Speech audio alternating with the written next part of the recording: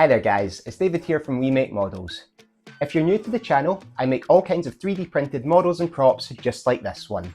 If that sounds like something you'd enjoy, be sure to like this video and subscribe to the channel. Today, I'll be making Big Boss from Metal Gear Solid, so let me show you the process from start to finish.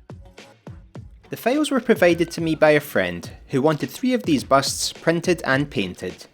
I arranged the pieces in the Cheeto Box slicer. At 100% scale, I was able to get everything on one build plate, which was a nice time saver. If you've seen my previous videos, you'll know that's never the case. I printed the busts on my Elegoo Saturn 8K using Elegoo's water washable clear green resin.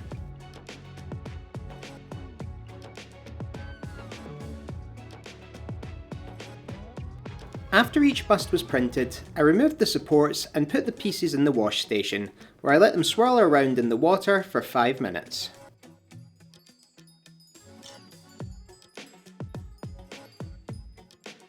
I leave the pieces to dry overnight. I then put them in the UV curing station for the final cure for 2 minutes. Then flip the pieces over and let them get a suntan for a further minute and a half. Everything you see here will be fully painted, but if you want to keep a piece clear and free from plastic frosting, always allow it to dry overnight after washing, before the final UV cure. Here's a shot of the 3 busts before I began sanding and painting. Absolute cinema.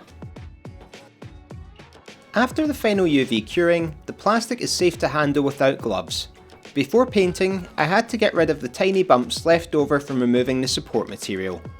I soaked each piece in cold water and sanded down the bumps with wet and dry sandpaper. Using wet sandpaper reduces the amount of resin dust produced, but I'd recommend a dust mask just to be safe. I attached everything to my paint stand and took the model outside for priming. I started painting the wooden base first. For whatever reason, the gloss black spray paint I use doesn't like to stick to the edge, even after priming. So, I just paint the edge with black acrylic first, before applying the gloss black spray paint outdoors. Going back to the black acrylic, I started out painting the straps and undersuit on the torso.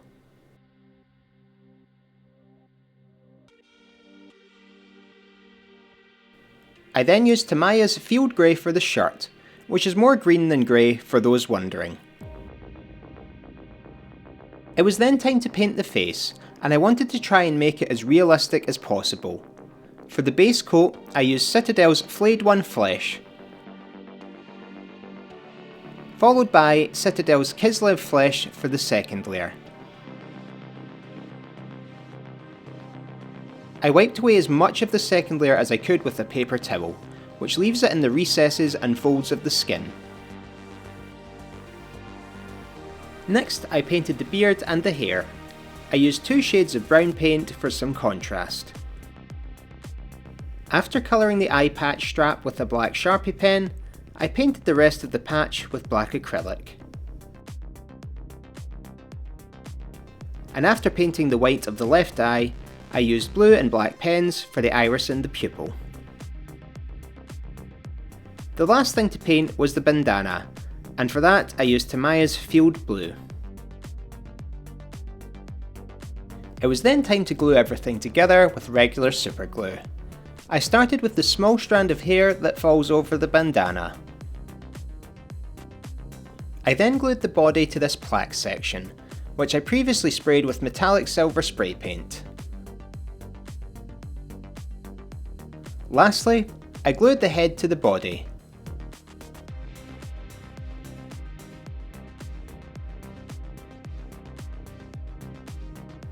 I connected the radio on the shoulder strap to the earpiece and throat mic with some black leather string, then sealed everything with a matte clear coat to protect the paint.